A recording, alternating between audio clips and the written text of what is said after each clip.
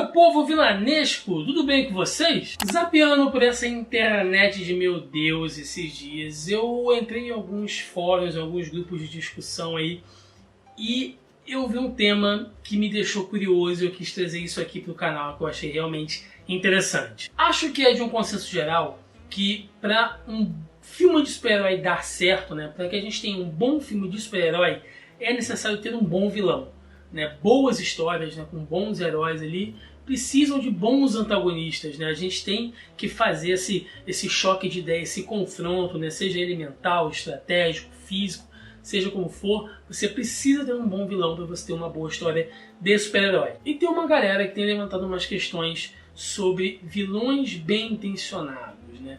Que são aqueles vilões que tem causas justas, causas nobres, né? Tem motivações ali corretas, mas que se perdem pelo meio do caminho, né? E acabam ali escolhendo o lado negro da força. Então, eu separei alguns exemplos aqui, né? Principalmente esses que a galera tem discutido mais na internet. Eu trouxe pra cá pra gente debater sobre isso aí, porque eu quero a opinião de vocês no final desse vídeo, beleza? Primeiro, um vilão que eu gostei demais, tanto pela atuação ali do Michael B. Jordan, como pelo contexto, pelo conteúdo que esse cara trouxe, que foi o Killmonger, né, o vilão lá do Pantera Negra, no filme solo do Pantera Negra. É um vilão muito humanizado, que ele trabalha com as questões raciais ali, que é um personagem que você entende por que ele tá puto, né? Você entende por que o Killmonger tem aquela raiva dentro dele, tem aquele ranço, e você realmente tem que concordar com ele, sabe? Ele tá cansado de ver o povo dele sofrer, o que o povo dele sofreu, das merdas que ele tem que ver e tem que ficar quieto, sabe? Tendo poder nas mãos para mudar isso, para combater isso. Então o Killmonger é um personagem que você compra muito, né? A ideia dele, que ele quer brigar ali por um bem maior, né? E ele vai até o momento crucial do filme, né? Que é quando ele toma o trono de Wakanda para si.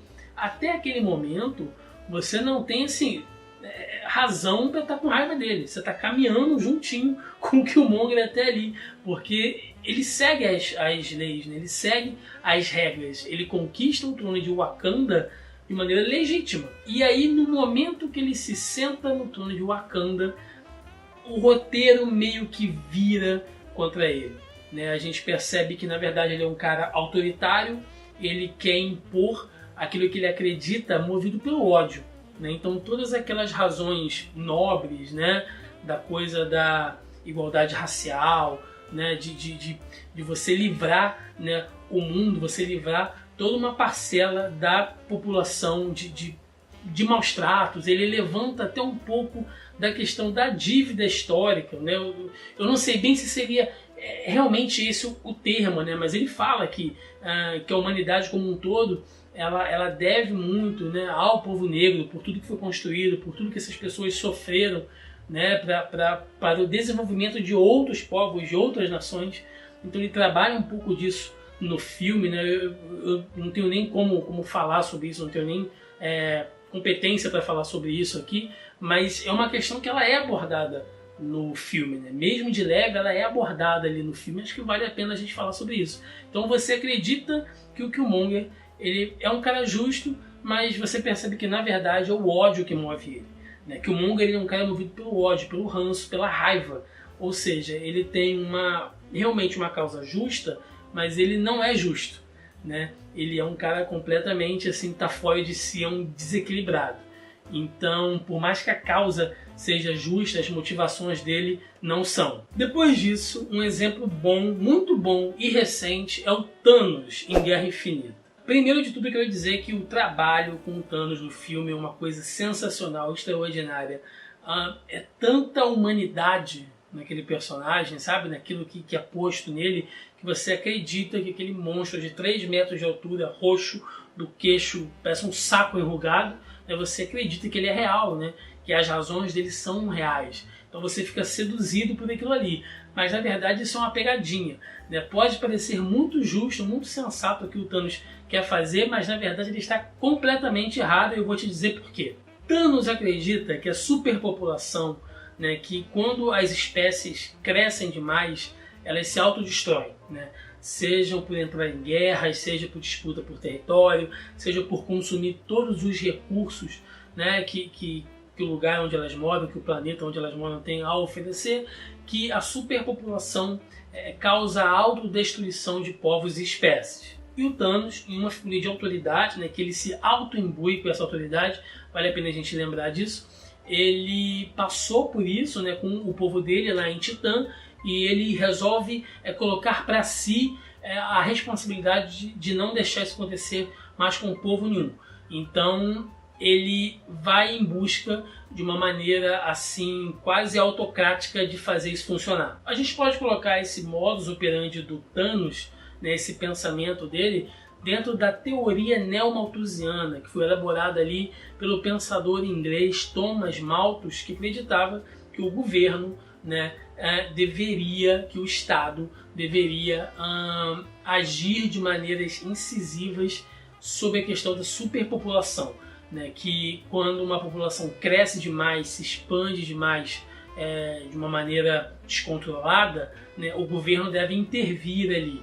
E aí a gente pode colocar aqui questões desde controle de natalidade, né, como foi feito na China durante muito tempo, até divisão por rendas, divisões geográficas, né, dentro de uma cidade ou dentro de um país, elaboração de barreiras ali. Então a teoria neomalthusiana acredita nisso, que é mais ou menos o pensamento que o Thanos segue. Em paralelo a isso, né, só por curiosidade também, porque eu vi algumas pessoas comentando por esse outro ponto de vista, existe a teoria populacional reformista, né, que ela tem ali um embasamento meio marxista, né?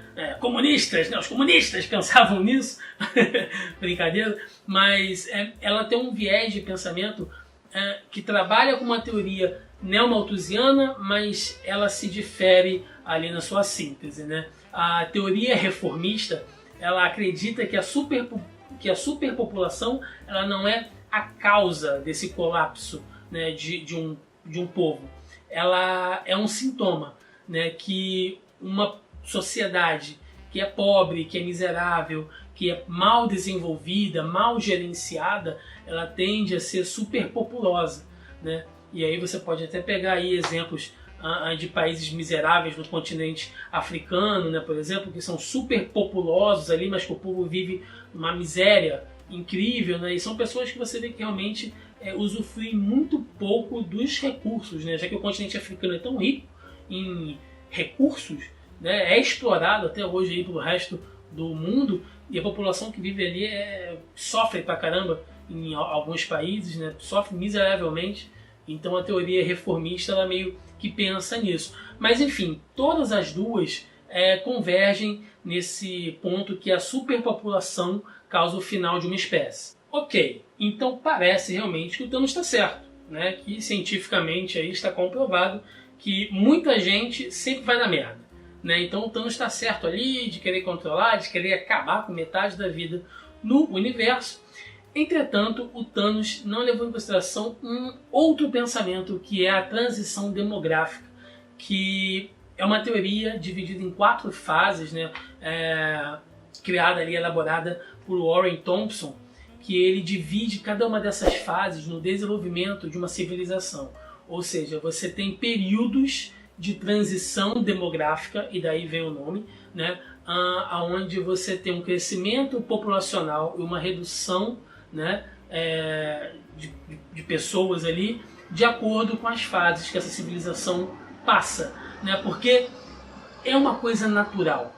Toda civilização, e aí é que é a questão onde o Thanos está errado, todas as civilizações, elas se criam, né, elas nascem, elas se desenvolvem, elas chegam no seu ápice e elas morrem, né? Você pode colocar aí, por exemplo, o Império Romano, né, olha aí, que deixou marcas aí no mundo até hoje, né, diversos avanços aí, tecnológicos, lógico, para a sua época, mas que é uma civilização que dominou boa parte do mundo e mesmo assim ela acabou, né, porque é uma coisa normal, né? Isso faz parte da evolução, né? Então, o que o Thanos quer fazer é algo antinatural, né? O Thanos ele quer ir contra a natureza, ele quer salvar a natureza como um todo, né? Ele quer preservar a vida mesmo, que ele precisa acabar com metade dela, quando que na verdade ele está agindo de uma maneira totalmente antinatural, de uma maneira egoísta. Isso que o Thanos é. Ele é egoísta, ele é um megalomaníaco, tá? Ele não tem ali uma boa intenção nenhuma. Pensa bem, com a manopla do infinito, o Thanos tem o poder de fazer qualquer coisa, né? Ele resolve fazer o mais fácil, eliminar metade da vida no universo. Por que será que ele não usou o poder lá da manopla para acabar com a miséria, para acabar com a fome, né? Para talvez aumentar os recursos, né? Ou dar outras capacidades, desenvolver outras tecnologias para que cada povo não precise esgotar, né?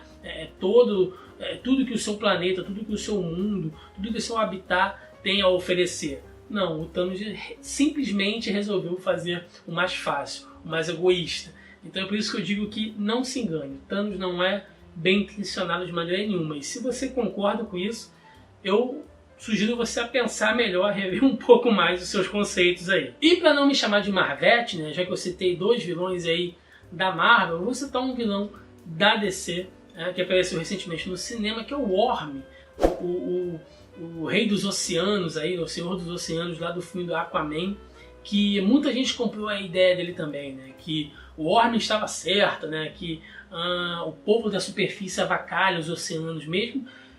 E sejamos sinceros, né, a gente realmente faz isso. Eu moro aqui no Rio de Janeiro e hoje, cara, porra, se eu pegar aqui um ônibus, um carro e passar pela Ponte Rio-Niterói ali, eu vou ver dejeto sendo jogado na Baía de Guanabara até hoje. Sabe, praias super poluídas ali, ali no Leblon, cara, Leblon, né? A gente tem ali no Jardim de Alá, ali uma tubulação de esgoto sujando as praias e tal. Então, é realmente plausível, né? E aí você pode pensar em outras coisas, teste nuclear feito em alto mar, né? Pesca clandestina, ilegal. Então, assim, o povo da superfície realmente avacalha os oceanos. Só que é preciso conhecer a pessoa, né? Aí a gente tem que fazer aqui um ataque ad hominem, né? Eu preciso atacar o Orm e não as motivações dele. Orm é um cara que cresceu de uma maneira muito deturpada, né? Ele perde a mãe, porque o pai dele é um louco, né? É um machista, é um cara que acredita no direito do trono através da força, né? Ele caça a mãe dele por anos, né? Faz ela ter o Orm, ou seja, ele caça lá a rainha Atlana, reproduz com ela e depois mata ela, né?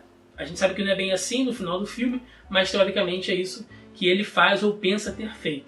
E o Orm, ele nasce com essa dor, né? Ele cresce com essa dor e com a figura do pai, que é a figura de autoridade, então ele não passa essa culpa pro pai dele.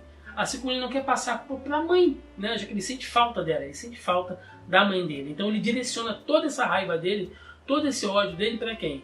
Pro Arthur, pro Aquaman e pro relacionamento que a mãe dele teve com o povo da superfície. Então, boa parte do que motiva o Orm é o ódio, esse trauma, né, que ele tem por nascer num seio familiar totalmente destruído. E em segundo, né, o Orm ele faz uma coisa que fica como exemplo aí, né, como fato, aliás, de que muitas autoridades, muitos líderes mundiais, eu não estou dando indiretinha aqui não, tá gente? Não estou dando indireta para nenhum presidente, para nenhum ditador, nem porra nenhuma não. Tá? A gente tem exemplos históricos de homens, de autoridades que chegaram no poder, né, gorfando palavras de enaltecimento da pátria, de enaltecimento de raças, para disfarçar ali um viés de supremacia racial, né? E o Orm tem isso, ele acredita que os Atlantes são superiores aos seres humanos. Você tem que perceber até que o povo de Atlântida, né? Lembrando que a Atlântida ela é formada por cidades-estados, ali em Poseidones, que é onde ele vive, onde a Mera está ali com ele e tal, ele acredita que eles são superiores até aos outros povos, né? O povo caranguejo lá, o povo lá dos pescadores, né? Ele acredita que ele tem que tomar essa galera pela força.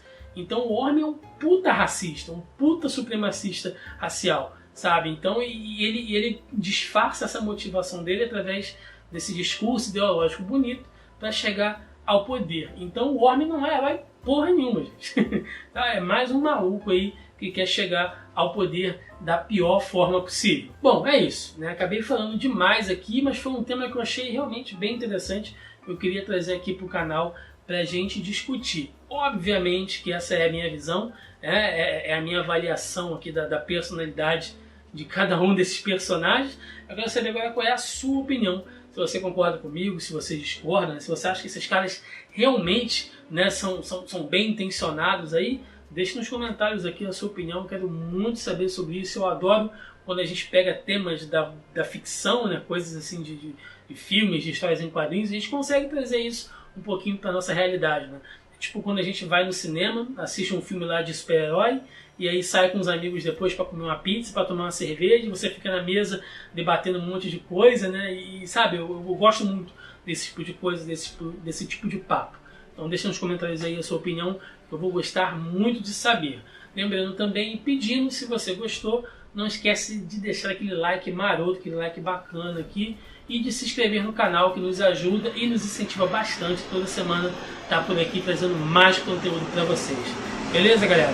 Então é isso aí, eu vou ficando por aqui e até a próxima. Valeu!